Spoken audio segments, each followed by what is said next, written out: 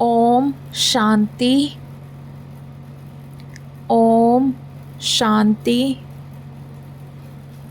6 मई 2024।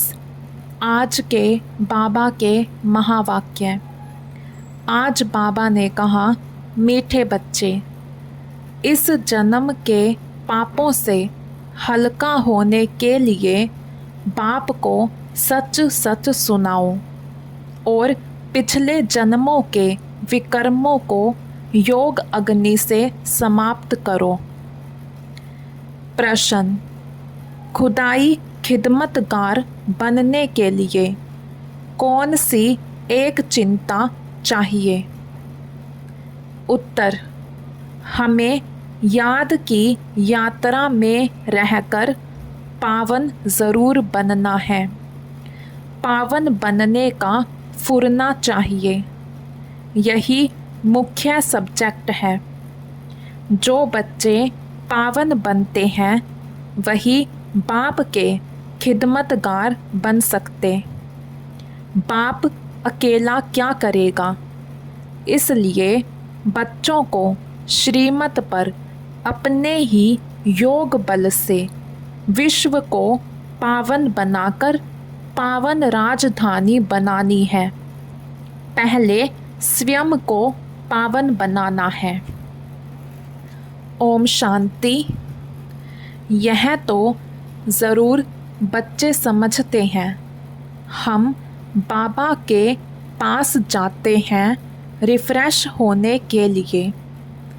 वहाँ सेंटर्स पर जब जाते हैं तो ऐसे नहीं समझ सकते। तुम बच्चों की बुद्धि में है, बाबा मधुबन में है। बाप की मुरली चलती ही है बच्चों के लिए।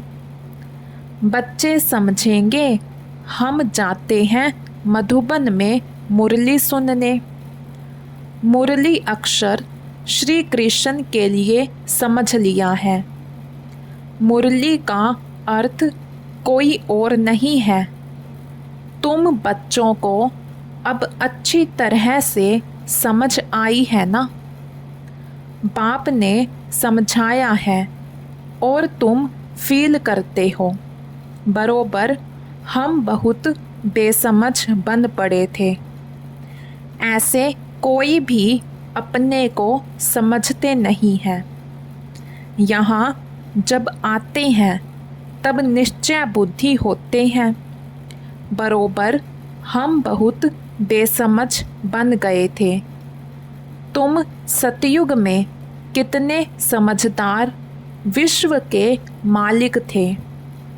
कोई मूर्ख थोड़े ही विश्व के मालिक बन सकते हैं। यह लक्ष्मी नारायण विश्व के मालिक थे। इतने समझदार थे तब तो भक्ति मार्ग में पूजे जाते हैं। जड़ चित्र कुछ बोल तो नहीं सकते। शिव बाबा की पूजा करते हैं, वह कुछ बोलते हैं क्या? शिव बाबा एक ही बार आकर बोलते हैं। पूजा करने वालों को भी पता नहीं है कि यह ज्ञान सुनाने वाला बाप है। श्री कृष्ण के लिए समझते हैं, उसने मुरली बजाई। जिसकी पूजा करते उनके ऑक्यूपेशन को बिल्कुल नहीं जानते, तो यह पूजा आदि निष्फल ही हो जाएगी जब तक बाप आए। तुम बच्चों में कईयों ने वेद शास्त्र आदि कुछ भी पढ़े नहीं हैं। अब तुम्हें एक सत्य बाप पढ़ा रहे हैं। तुम समझते हो, बरोबर सच्चा पढ़ाने वाला एक ही बाप है। बाप को कहा ही जाता है सत्य। नर से नारायण बनने की सच्ची कथा सुनाते हैं। अर्थ तो ठीक है। सत्य बाप आते हैं। अब नर से नारायण बनना है तो ज़रूर सतयुग स्थापन करेंगे ना। पुरानी दुनिया कलयुग थोड़े ही बनेगी। कथा सुनने समय यह कोई को बुद्धि में नहीं होता है कि हम नर से नारायण बनेंगे। अभी तुमको नर से नारायण बनने का राजयोग सिखलाते हैं। यह भी कोई नई बात नहीं। बाप कहते हैं, मैं कल्प कल्प आकर समझाता हूँ, युगे युगे कैसे आऊँगा। ब्रह्मा का चित्र दिखाकर तुम समझा सकते हो, यह रथ है। यह है बहुत जन्मों के अंत का जन्म पतित। अब यह भी पावन बनते हैं, हम भी बनते हैं। सिवाय योग बल के कोई पावन बन नहीं सकता। विकर्म विनाश हो ना सके। पानी में स्नान करने से कोई पावन नहीं बनते। यह है योग अग्नि। पानी होता है आग को बुझाने वाला, आग होती है जलाने वाली। तो पानी कोई आग तो नहीं है जिससे विकर्म विनाश हो। सबसे ज़्यादा गुरु आदि इसने किए हैं। शास्त्र भी बहुत पढ़े। इस जन्म में जैसे पंडित था, लेकिन उससे फ़ायदा तो कुछ भी नहीं हुआ। पुण्य आत्मा तो बनते ही नहीं, पाप ही करते आए। बाप ने समझाया है, जो अपने को बच्चे समझते हैं तो इस जन्म में जो पाप आदि किए हैं, जबकि सम्मुख बाप आया है तो पाप कर्म बता देने चाहिए तो हल्का हो जाएगा। इस जन्म में हल्के हो जाएंगे। फिर पुरुषार्थ करना है। जन्म जन्मांतर के पाप कर्म का बोझा जो सिर पर है, उसे उतारना है। बाप योग की बात समझाते हैं। योग से ही विकर्म विनाश होंगे। यह बातें तुम अभी सुनते हो। सतयुग में यह बातें कोई सुना ना सके। यह सारा ड्रामा बना हुआ है, सेकंड बाय सेकंड यह सारा ड्रामा फिरता रहता है। एक सेकंड ना मिले दूसरे से। सेकंड बाय सेकंड आयु भी कम होती जाती है। अभी तुम आयु को कम होने से ब्रेक देते हो और योग से आयु को बढ़ाते हो। अब तुम बच्चों को अपनी आयु को बड़ा बनाना है योग बल से। योग के लिए बाबा बहुत जोर देते हैं, परंतु कई समझते नहीं। कहते हैं, बाबा हम भूल जाते हैं। तब बाबा कहते हैं, योग कोई और बात नहीं, यह है याद की यात्रा। बाप को याद करते करते पाप कटते जाएंगे, अंतमति सोगति हो जाएगी। इस पर एक मिसाल भी देते हैं। कोई ने किसी को कहा, तुम भैंस हो, तो बस वह समझने लगा, मैं तो भैंस हूँ। बोला, इस दरवाजे से निकलो, तो बोला, मैं भैंस हूँ, कैसे निकलूँ। सचमुच जैसे भैंस बन गया। यह एक मिसाल बैठ बनाया है। बाकी कोई ऐसा है नहीं।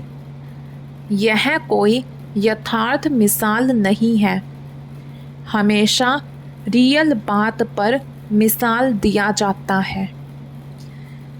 इस समय बाप तुमको जो समझाते हैं उनके फिर भक्ति मार्ग में त्योहार मनाए जाते हैं। कितने मेले मलाखड़े आदि होते हैं। बाकी इस समय जो कुछ होता है उनके त्योहार बन जाते हैं। तुम यहाँ कितने स्वच्छ बनते हो। मेले मलाखड़े में तो कितने मैल होते हैं। शरीर को मिट्टी मलते हैं, समझते हैं पाप मिट जाएंगे। बाबा का खुद यह सब किया हुआ है। नासिक में पानी बहुत गंदा होता है, वहाँ जाकर मिट्टी मलते हैं, समझते हैं पाप विनाश हो जाएंगे। फिर उस मिट्टी को साफ करने के लिए पानी ले आते हैं। विलायत में कोई बड़े महाराजा आदि जाते थे तो गंगा जल का मटका साथ ले जाते थे। फिर स्टीमर में वही पानी पीते थे। आगे एरोप्लेन मोटर आदि थे नहीं। 100-150 वर्षों में क्या क्या बन गया है। सतयुग आदि में यह साइंस आदि काम में आती है। वहाँ तो महल आदि बनाने करने में देरी नहीं लगती। अभी तुम्हारी बुद्धि पारस बुद्धि बनती है तो सब काम सहज कर लेती है। जैसे यहाँ मिट्टी की ईंटें बनती हैं, वहाँ सोने की होती है। इस पर माया मच्छंदर का खेल भी दिखाती है। यह तो उन्होंने नाटक बैठ बनाए हैं दिखाने के लिए। बरोबर स्वर्ग में सोने की ईंटें हैं। उसको कहा ही जाता है गोल्डन एज, इसको कहा जाता है आयरन एज। स्वर्ग को तो सभी याद करते हैं। चित्र भी उन्हों के कायम है। कहते भी हैं आदि सनातन धर्म, फिर हिंदू धर्म कह देते हैं। देवता के बदले हिंदू कह देते हैं, क्योंकि विकारी हैं तो देवता कैसे कहें। तुम कहाँ भी जाते हो तो यह समझाते हो, क्योंकि तुम हो मैसेंजर, पैगंबर। बाप का परिचय हर एक को देना है। कोई झट समझेंगे कि बरोबर तुम ठीक कहते हो, 2 बाप बरोबर हैं। कोई कह देंगे परमात्मा तो सर्वव्यापी है। तुम समझते हो एक से हद का वर्षा मिलता है, पारलौकिक बाप से बेहद का वर्षा मिलता है 21 जन्म के लिए। यह ज्ञान भी अभी है, वहाँ यह ज्ञान नहीं रहता। संगम पर ही वर्षा मिलता है, जो फिर 21 पीढ़ी जन्म बाय जन्म तुम राज्य करते हो। तुम सारे विश्व के मालिक बनते हो। यह तुमको अभी मालूम पड़ा है। जो पक्के निश्चय बुद्धि हैं उनको कोई संशय उठाने की बात ही नहीं। बेहद के बाप से बेहद का वर्षा मिलता है। शिव बाबा आएंगे तो ज़रूर कुछ वर्षा देते होंगे। इसलिए बाबा कहते हैं यह बैच बहुत अच्छा है, इसे सदा लगाकर रखना है। घर घर में मैसेज देना है, फिर कोई माने या ना माने। विनाश आएगा तो समझेंगे भगवान आया हुआ है। फिर जिन्हों को तुमने मैसेज दिया होगा वे याद करेंगे कि यह सफ़ेद पोश वाले फरिश्ते कौन थे। सूक्ष्म वतन में भी तुम फरिश्ते देखते हो ना। तुम जानते हो मम्मा बाबा योग बल से ऐसा फरिश्ता बनते हैं तो हम भी बनेंगे। यह सब बातें बाप इसमें प्रवेश कर तुमको समझाते हैं, डायरेक्ट नॉलेज देते हैं। जो बाबा में नॉलेज है वह तुम बच्चों में भी है। जब ऊपर में जाते हो तो नॉलेज का पार्ट भी पूरा हो जाता है। फिर जो पार्ट मिला है वह सुख का पार्ट बजाते हैं और यह नॉलेज भूल जाती है। तो तुम बच्चे कहाँ भी जाते हो तो मैसेंजर की निशानी यह बैज साथ में ज़रूर चाहिए। भल कोई हंसी करे, इस पर क्या हंसी करेंगे। तुम तो यथार्थ बात सुनाते हो। यह बेहद का बाप है, उनका नाम है शिव बाबा। वह कल्याणकारी है, आकर स्वर्ग की स्थापना करते हैं। यह है पुरुषोत्तम संगम युग। यह सारा ज्ञान तुम बच्चों को मिला है, फिर भूलना क्यों चाहिए। बात तो बिल्कुल सहज है। चलते फिरते बाप और वर्षे को याद करना है, शांति धाम और सुख धाम।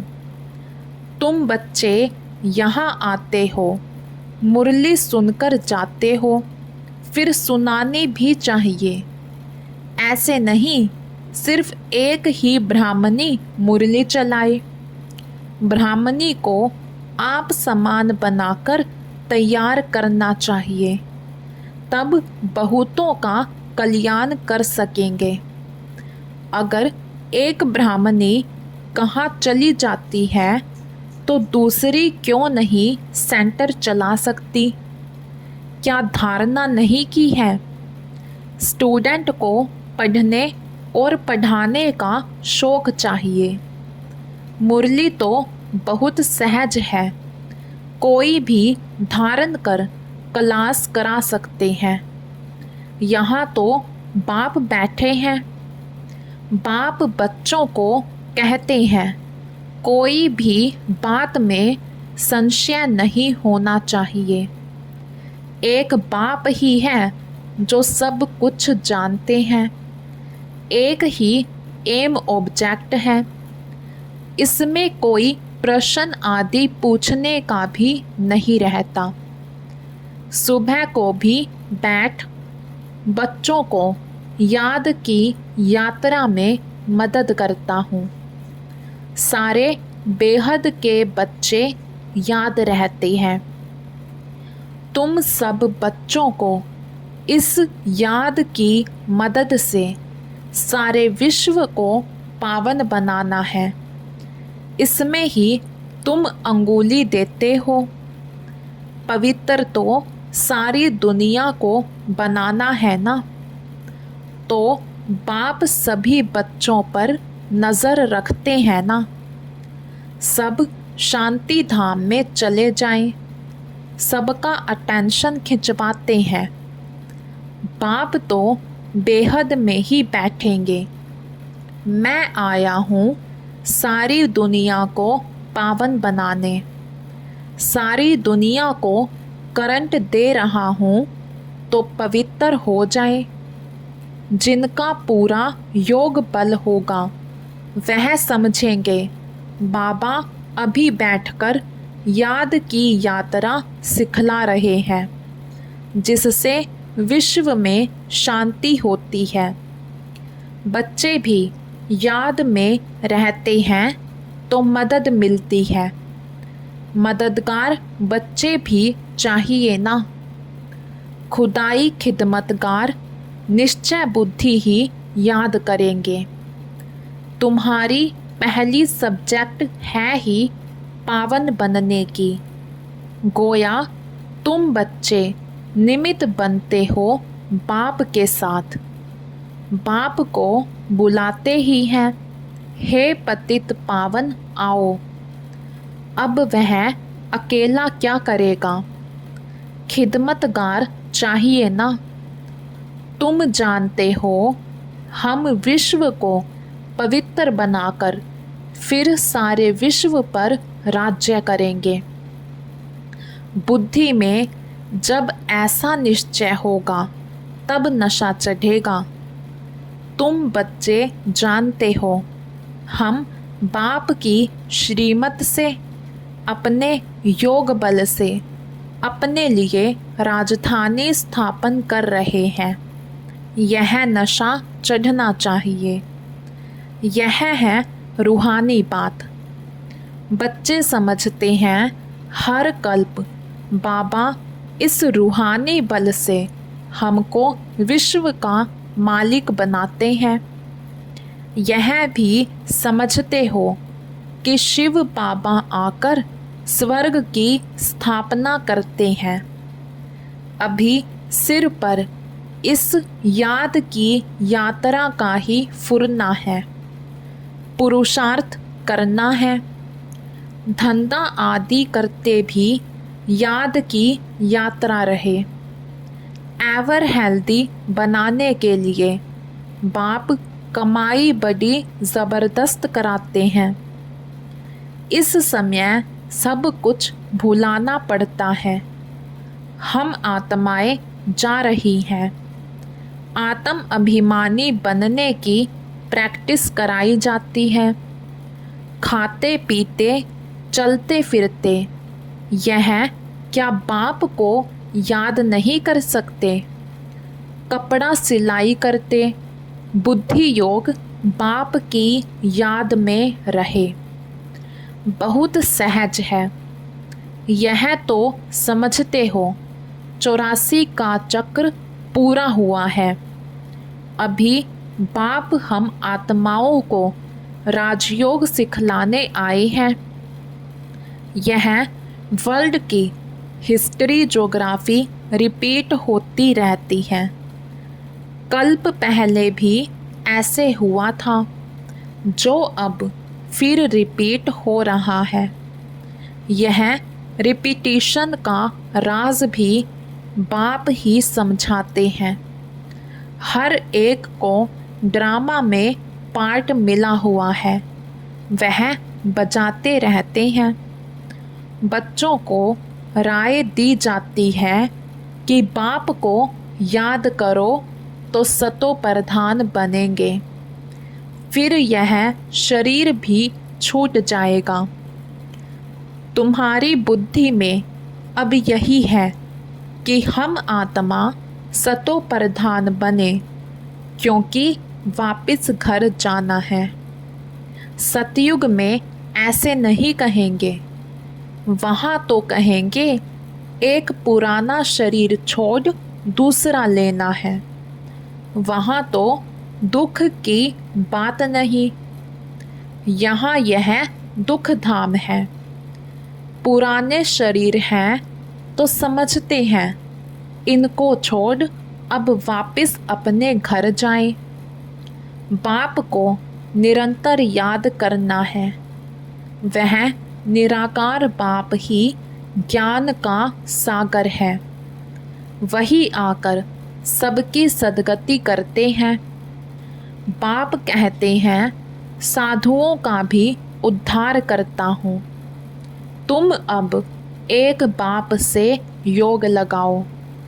तुम सब आत्माओं को बाप से वर्षा लेने का हक है। अपने को आत्मा समझ देही अभिमानी बनो और बाप को निरंतर याद करो तो पाप कटते जाएंगे। अच्छा, मीठे मीठे सिकिलधे बच्चों प्रति माता पिता बाप दादा का याद प्यार और गुड मॉर्निंग। रूहानी बाप की रूहानी बच्चों को नमस्ते। हम रूहानी बच्चों की रूहानी बाप दादा को दिल व जान शिकवा प्रेम से नमस्ते जी, नमस्ते जी। धारणा के लिए मुख्य सार। फर्स्ट पॉइंट, मुरली सुनकर फिर सुनानी है। पढ़ने के साथ साथ पढ़ाना भी है। कल्याणकारी बनना है। बैज मैसेंजर की निशानी है, यह सदा लगाकर रखना है। सेकंड पॉइंट, विश्व में शांति स्थापन करने के लिए याद की यात्रा में रहना है।